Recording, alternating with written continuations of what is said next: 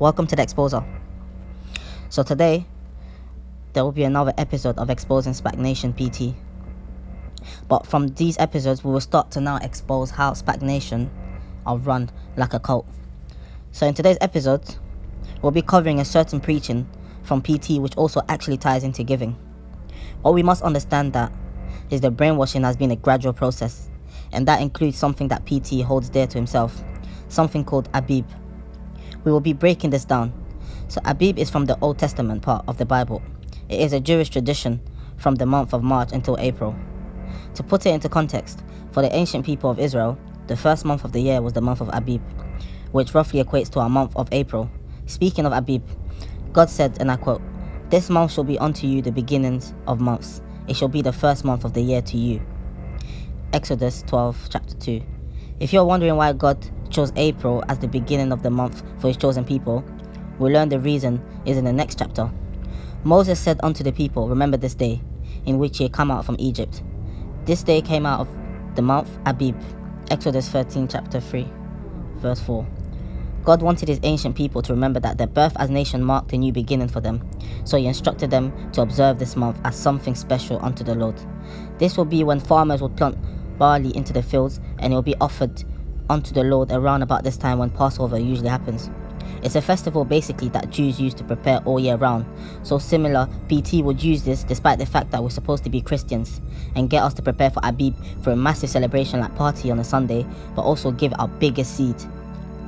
This Sunday that they celebrate Abib is called National Youth Praise Day, a day where they would radically attempt to bring down huge numbers of people into the church. PT will often say that this is the new church order, in reference to Spac, and ask the congregation to see themselves as set apart from many other churches out there, and they should honour Abib by preparing for it with a massive seed. And as we know, this money straight out of your own pocket. This Abib thing is a concept which he allegedly took from another well-known Nigerian pastor, someone who they also call PT, called Tunde, who Toby has good relations with. Tunde believes this church reminds him of the church that is perceived in the book of Acts, a church of many people of power and one mind. However, this is far from the case. Similarly, Pastor PT believes that people in Spac are like Israelites too, that formerly they were in Egypt and now they've been set free by God through Jesus. However, this will come at a cost. PT even says himself that offering even comes before revival, and that the church needs to chase after people whose hearts are as the same as theirs, because to be able to give requires a certain heart, and you need to process a fruit in yourself to give. That's what PT has said in his sermon before entitled Abib. Also, people used to be very much on the people during that season. Put aside the usual month and PT's birthday, which is on the 11th of November. This is simply another tactic behind many which causes them to prepare their hearts to give what they don't even have.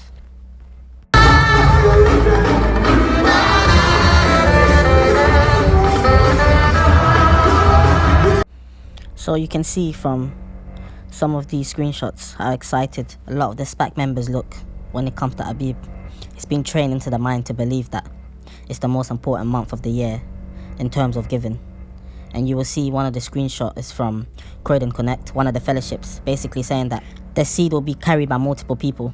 No surprise there, when they are also responsible for riding bicycles around the church hall mid-service too, past the stage and around the congregants we're sitting too in the Christmas service. This is how proud and vain some of these so-called ordained people are in that church, or should I say cult.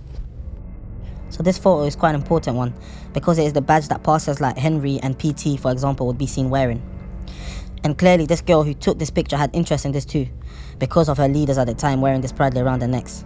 The number 8 represents new beginnings, and that we've had services with this at the title. PT is very much into the meaning of numbers, by the way. The scripture written on there says, "In Haggai, the gold is mine and the silver is mine. The glory of this represents house will be greater than the former house." This scripture sums up PT perfectly. I say this because he is the type of man who craves money and power. He has even done services with a gold bar at the front of it. He believes that this gold that God is talking about should also be for us to make use of and to obtain for our own pleasures. And the glory is for Spac Nation to be exalted way beyond what it used to be.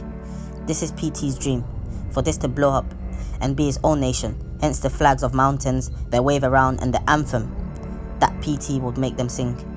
Honestly, they are truly delusional, and as we know for the 100th time, the cravings of this world are not for Christians to desire, but rather we are called to live in a humble life of obedience to God.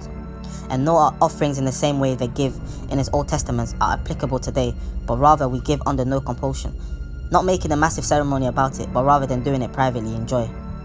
This preaching is only one of many that he will do and also practice, and likewise make the whole church partake in it too. We will now move onto the houses, not the trap houses, but houses, and why he spoke on this.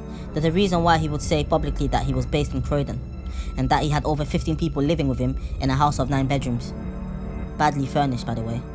The reason why living under a house by the church is so important for Spac is because they need to feel as though they're on top of what the members are, doing it and to monitor them so that the total submission and attention is centralized on the ministry of that church alone. This is how Spac Nation will be able to operate under the wing of charismatic and authoritarian leader who holds firm to belief systems of power and money and recruiting many people in order to isolate each other, living in those houses to dominate them and ask them to do the same, for when they would also move up the ranks from someone just living there to becoming a pastor with their own home. Of course, CK is an exemption, and hence why the hashtag 1000PTs. PT is only one man, but also what he has desired is for everyone under him to possess the same mind as he has. This cannot happen through people living elsewhere, so the houses are important, because this is an investment which would look good for the government and also very beneficial to himself too. Instead of buying a massive building and paying a mortgage, it will be better to rent out properties instead of where people can stay and adopt the same tactic that PT used with opening up his home. Psychologically speaking, if the situation is strong and isolating enough, without any clear escape route, then the average person can cave in to the traumatizing and pressures of brainwashing. And this is how gradually I have understood that Spac members who are called Spac nationals would use things like breakfast meetings and other worldly programs to entice people into attending the church. Gradually, PT would be the one deciding on which job one should take and even persuade them into abandoning outside jobs and working for the church, often off the books. They shared apartments with other Spac nationals, attended meetings late into the night and restricted relationships with outsiders.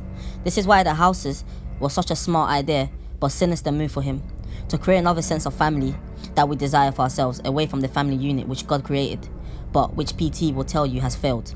This is the reason you guys will see PT on Periscope every night, and he's surrounded by a lot of young members at Spac Nation. That's because a lot of them live with him. And at the time in that mansion that he was living in, he had more than 14 people. And he would brag about this every single time he had an opportunity to do it.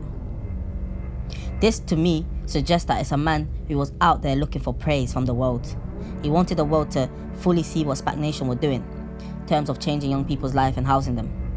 But now you guys understand the real reason why he's housed these people. This was the beginning of a cult.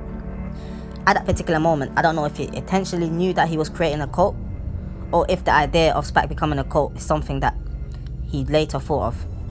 So remember, PT would get his pastors to find out what every member at Spac Nation is doing in terms of their lifestyle and what job they have. If someone's earning a decent wage, the pastors would encourage them to move in with them. And the pastor would say to the members that you could save a lot more money if you move into that house, because in our house you don't have to pay rent.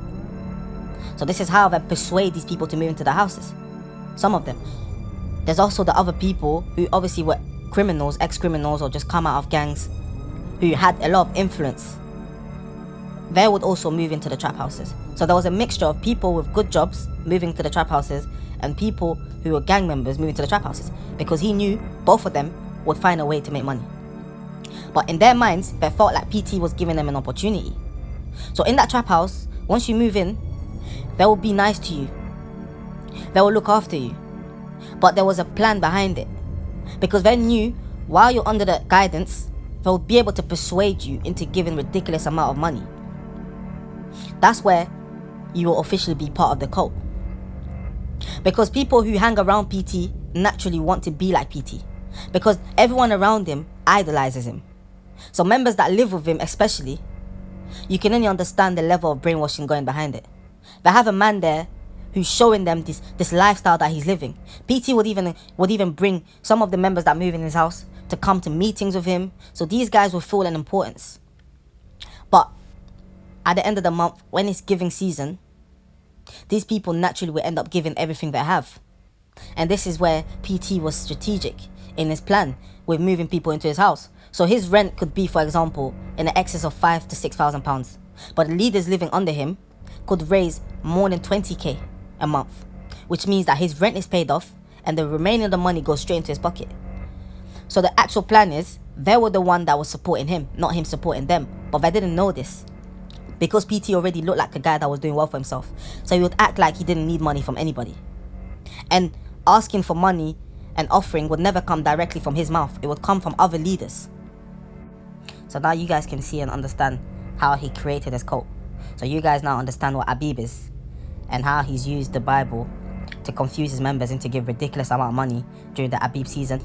You guys now understand that Spac Nation has its own flag, Spac Nation has its own anthem, and PT has said himself that he's created his own nation, which is called the New Church Order.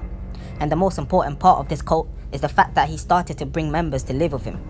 Numerous amount of people living with him, and some of the other pastors. So this is way before even the trap houses. So like I mentioned, guys, we'll be exposing how Spac Nation is operating like a cult. So for this episode, we broke down some of the key things so you guys can understand the importance of why PT has turned this place that used to be a church into a cult. So the next few episodes we'll be breaking down and exposing more things about why Spac Nation is a cult. So stay tuned for the next episode. So this was the exposing of part 7 of Jim Jones PT.